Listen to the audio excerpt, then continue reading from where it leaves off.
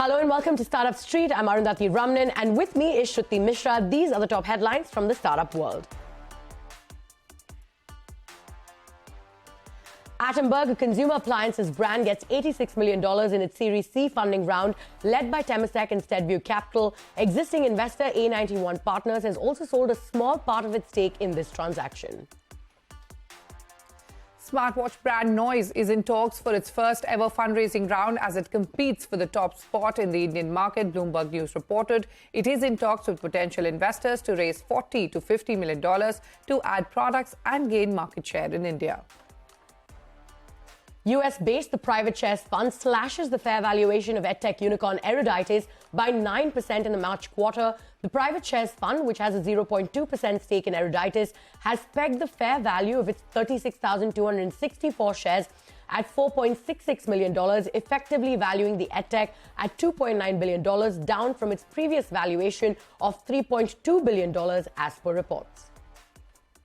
Market regulator SEBI penalizes social media financial advisor Gunjan Verma for providing unregistered investment advisory services, orders her to pay 1 lakh rupees as penalty and refund the fees that she charged from clients.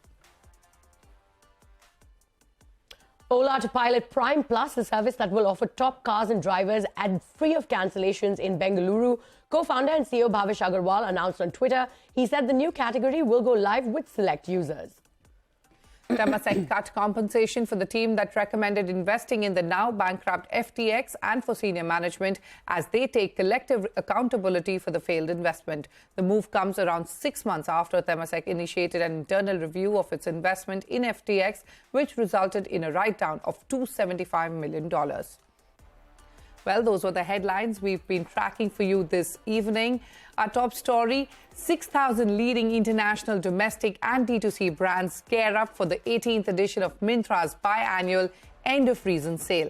The fashion shopping carnival starts from June 1st and has more than 20 lakh fashion, beauty and lifestyle products. To talk to us about the End of Reason Sale 18 and the key trends, joining me now is Myntra CEO Nandita Sinha. Nandita, welcome back to Startup Street. First up, tell me what kind of investment Myntra has made for the End of Reason Sale 18 and also what kind of sales are you hoping to achieve at a time when shopping across e-commerce platforms is growing slower than anticipated. You know, according to Unicommerce data, the beauty and personal care category has also seen a significant downturn in the March quarter, climbing about 11% on year in FY22. The category expanded 143%. So that's significant slower. What do you have to say about that? Thank you so much for having me here today. Always a pleasure being here. And as you said, we all are very, very excited to present the 18th edition of EORS. And I think always our strength has been our ability to bring together merchandise which brands and sellers create for us. 2 million styles go on, are part of this event with 6,000 plus brands across different types. I think what has been interesting for us in this edition is the fact that we've been able to create very, very delightful experiences on 3 pivots. One is on customer cohort, second is on category type, and third is on innovation that will really drive growth for us and the fashion experience becoming much more seamless for the customers. I'll talk about the second part of the pivot, which is category. I think you spoke about slowdown, but I think what we have been witnessing has been a tremendous growth in beauty as a category. It's been growing much ahead of the platform and has been actually adding to our growth as our customers are expanding their basket in the beauty category. And what has emerged as a part of this for our learning is that as we are offering unique merchandise, as we are offering solutions to customers in key categories, we are seeing actually categories grow. Footwear is another category which is going to see almost a 30% growth versus last year's edition because of the merchandise that has been added across different brand types. We've been able to partner with Converse as a unique launch for EORS, but also expand the portfolio of the category with Nike Global Selection coming uniquely on the platform for the first time in the country through the Myntra platform. So I think a lot of innovation on the category side. For the ethnic category also, we are seeing tremendous growth because of a property called Runway Icon, which is bringing premium ethnic wear to our customers. Okay. I think one big pivot, which we spoke about earlier in the month, or somewhere midway in the quarter, was Forward, which was our launch for Gen Z, Fashion for Gen Z, the largest fashion platform for Gen Z. It's an app-in-app experience which helps Gen Z customers really explore fashion. We have 500 plus brands, 65,000 plus styles, and in a 1 month of launch has been actually doing very well for us. And finally, I think the pivot is around how do we innovate for fashion. And you've seen some of the innovations which we've done around My Fashion GPT, etc. So that's the real pivots that we are taking in this edition of EORS, but very, very excited to present international brands, D2C, and national brands growing across this edition of EORS. All right, Nandita, speaking of partnerships, Shah Rukh Khan is the face of End of Reason Sale 18. What kind of value add are you hoping he brings in terms of sales? Also, what is the larger partnership with him, and how does it go beyond the End of Reason Sale, helping Myntra in further brand building? I think End of Reason Sale is really the flagship event for fashion in the country. And it is for all customer types, whether it is metro customers, Gen Z customers, or our non-metro customers.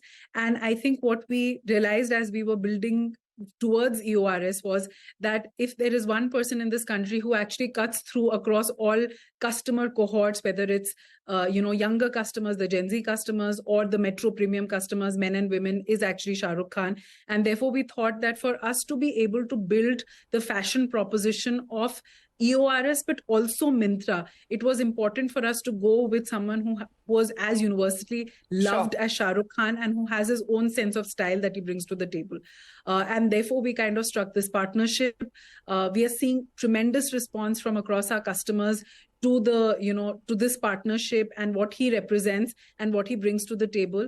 I think this will help us build EORS, but also Myntra in across metro, non-metro, and across all customer segments. So we are very excited about that. Okay, very, very quickly, Nandita, if you could tell us what kind of order volumes are you expecting and what will be your top markets? Also, what is the average order value that you're expecting this season? I think what is very, very interesting for us as we get into EORS edition, what we will actually see is almost 15 million new visitors come from non-metro towns for EORS 18, which means that we will see a lot of growth from non-metro cities who are actually experiencing a lot of new brands and new selection and new fashion for the first time through EORS and through Myntra. I think what is also very interesting is that from a technology standpoint, from a back-end technology standpoint, we are gearing for almost 900K concurrent users at one point in time. And finally, at the backbone of everything that we do are our delivery partners, our Mensa partners, who are actually 17,000 of them who are gearing up for 12 lakh plus shipments at scale.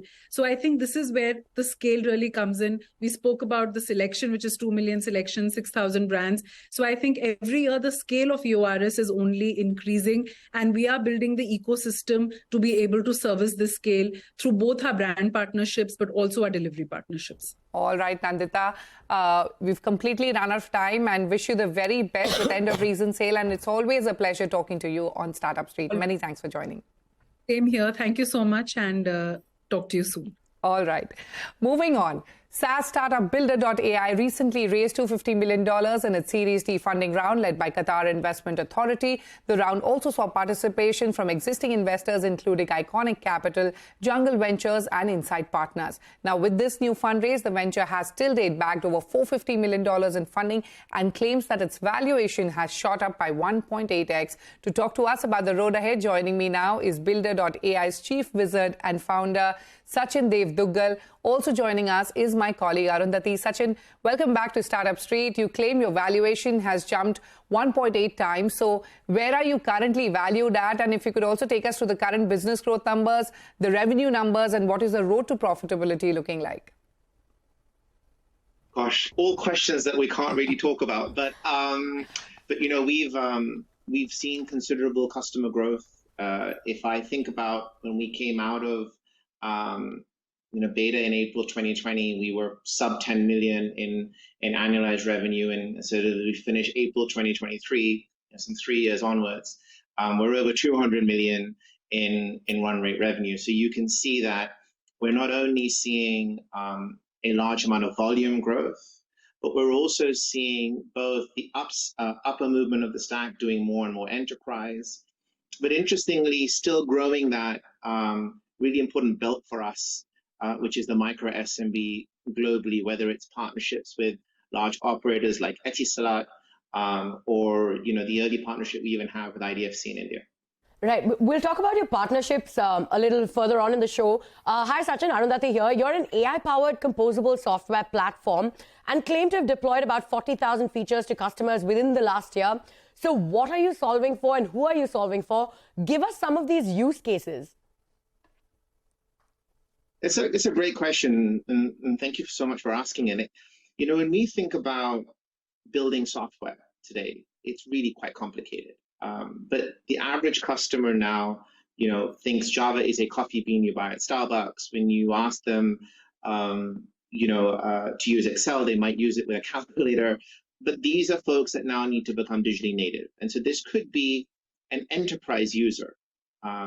And in the enterprise user, they are trying to do digital transformation within a department. They could be building a new front-end experience for how they engage with customers.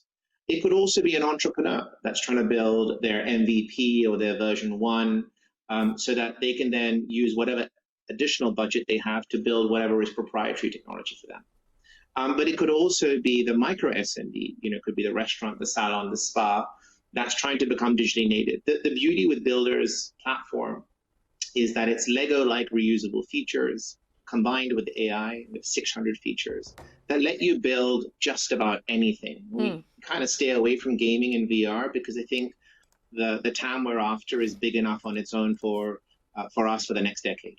Okay.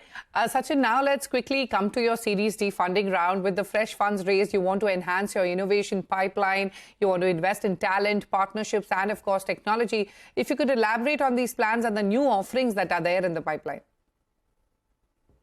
Yeah, look, and I think, this is the second announcement we've made on terms of partnership with someone or fundraising. Earlier on it was Microsoft, now it's QIA along with existing investors.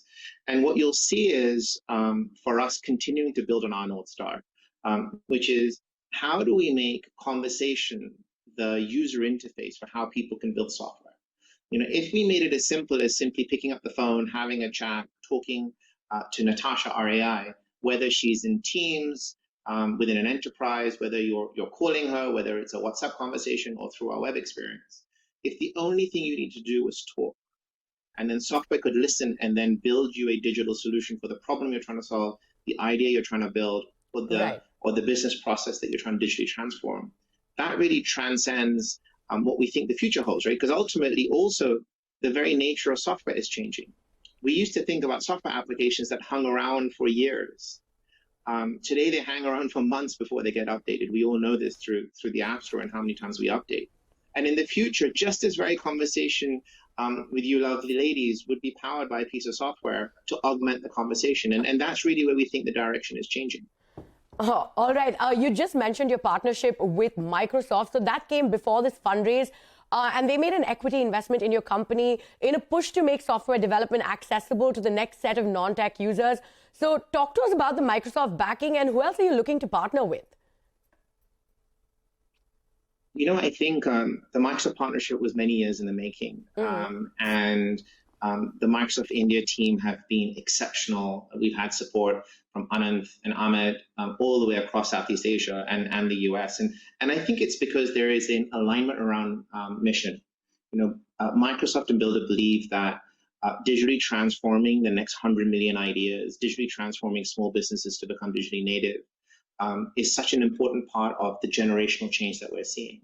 And so this partnership is stemmed around alignment of vision and purpose.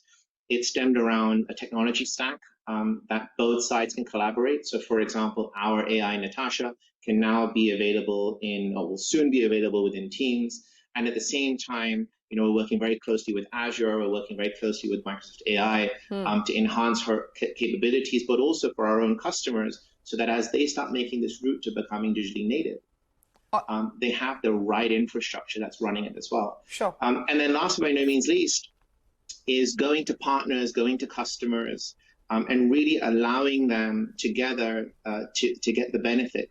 a good example of this is with Etisalat and with others. We're launching, the digital starter kit where you get Office, you get an app, you get infrastructure, all rolled into a single monthly bundle. And that really starts to make the whole proposition very powerful.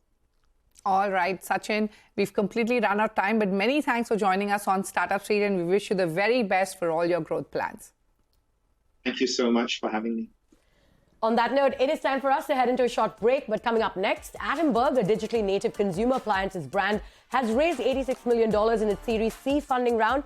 We speak to Manoj Meena, the company's co-founder and CEO, to discuss their fund allocation plans, product pipeline, and more. Stay tuned.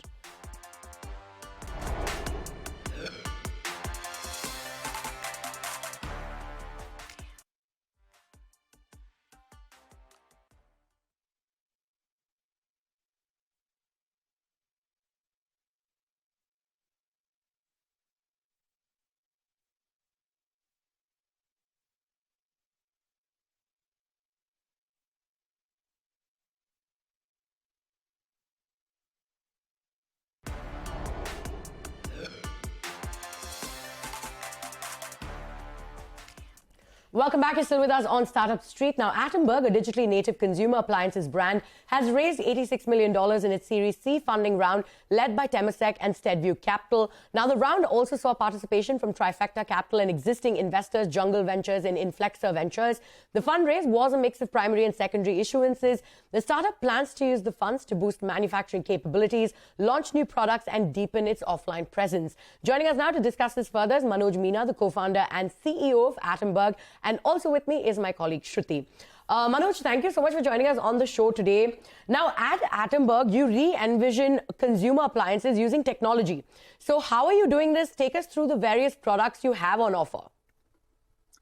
Yeah, first of all, thank you very much for having me here. So Atomberg is a technology-led, product-focused company. We have entered in this home appliance space with our revolutionary BLDC motor technology. And we utilize this BLDC motor technology in fan first. All the motor has different applications. We are trying to utilize the technology now in mixers and grinders. The beauty about technology is that it is super efficient in nature. And we have been continuously upgrading the technology for last 7 years from generation to generation. Our latest product today are running on our latest generation, which is the generation 5. And when we compare generation 1 to generation 5, what we have achieved significantly is that we were able to reduce the form factor significantly, which has helped our design team to differentiate the product in terms of its performance, in terms of its look and feel. We have been able to integrate electronics, IoT, and number of small things which make consumer delight. So that has been significant achievement from product technology point of view. And now we are trying to apply the same thing in mixers and grinders and other home appliances which are waiting for us to innovate. Okay. Hi, Manoj. Shruti here. Let's come to your Series C fundraise of $86 million. Take me through the fund allocation plans, what new products you're looking to launch, and most importantly, what are the new categories that you're looking to enter? Yeah, Shruti. So fan itself need a lot of focus, right? Yeah. And we have recently introduced one new range on our portfolio that is called Aris. It is a very new launch from Atomberg side. We have tried to innovate in terms of making the portfolio smarter in nature. So the latest series is IoT enabled. You can control it from smart app. And more importantly, we try to also address noise problem. So the new series, the Aris series, is super silent in nature. It has better air delivery, better look and feel. We have done some kind of innovation on the product blade design. These are aerodynamically designed blades. And the material which has been used in the blades is also very different. So fan portfolio itself will be one of the key focus area. We are introducing new pedestal ranges of the product, exhaust ranges of the product. Coming to the new product categories, kitchen appliances is of our new focus area, and we have been working on this for last 3 years. We have introduced one product in kitchen appliances, which is mixers and grinders. Again, this is running on our brushless DC motor technology. The product has offered new features to consumer, like it has slow mode, which was not available in the traditional products. The power efficiency is also very good. The performance is also very nice. And now the idea is to improve our offering within mixers and grinders and similar product like mixers and grinders. We call them motorized food processors. So idea is to populate, bring a good portfolio around mixer, grinders and motorized food processors. On top of it, we are also focusing a lot on smart home solutions. So this year, very recently, in last month only, we launched our first product in a smart home series, that is a smart lock. So the idea is to get into smart homes with security and surveillance as a entry strategy. So that is our first entry product into the smart homes today. Right. Okay. So smart homes is something that you're looking to focus on. Fans will be the main focus. You will also want to use the funds that you've raised to boost your manufacturing capabilities. So where does the current facility stand at? What kind of investments do you need to build the capacity? Are you looking at greenfield expansion as well? Yeah, Shruti. So very recently, like last year only, we have shifted our new facility to Pune. Okay. So it is a very, it was a greenfield project. Some of the investment has been made. So the facility is very, very advanced in terms of automation, in terms of process control. The production capacity of this new facility is up to 1 million fans, I would say, per month. That is the current facility. We are also trying to do a lot of automation and process control activities in terms of machinery and infrastructure within the same facility. So there is no plan for immediate new greenfield project. A lot to be done within the same manufacturing unit. And we have achieved something around 300 to 400,000 units monthly capacity already. But idea is to push it to up to maybe 1 million units in coming year. All right. Manoj, you sell online as well as offline. Where are you seeing the most penetration, and what's the offline and online strategy going to be, going forward? Are you looking to deepen the offline presence, or will you sell via dealers or open your own stores? When we got into fans, definitely our initial strategy was to play online, and we have done one good job in terms of online. We are still #1 brand on e-commerce, Amazon and Flipkart. But the majority of the market lies on offline. And finally, in 2019, we got offline. Today, we are present almost around 25,000 retail outlets across India. Some of the geographies are new where we are expanding. We seem distribution. And on quarterly basis, we are roughly adding 2,000 counters, new counters, quality counters, which can sell premium product like Atomberg and a smart product like Atomberg. All right. Can you quickly give us a sense of where your revenues currently stand at, and what's the road to profitability looking like? Sure. I would go to financial year 2022. We closed around 355 crore revenue that year. Last year, although the report revenue has not been audited yet, but I would like to share you the range. It is roughly in between 600 to 700 crore revenue top line. And we closed last year, March 2023, with a top line of 100 crore. That is the monthly run rate. We ended last financial year. So we have been showing a consistent performance in terms of year-on-year revenue. We have been growing at 100% year-on-year this thing. And of course, we have hit a profitability as well. And this year, a lot of focus is around profitability, although we have been introducing new product categories into the market where we will incur some losses. But blendedly, we should be able to make good profits this year. All right. So the focus will remain on profitability. All right, Manoj, thank you so much for joining us on the show today, and we wish you all the best going forward. With that, thank you. All right. With that, it's a wrap on this edition of Startup Street. Stay tuned for more news and updates on CNBC TV 18.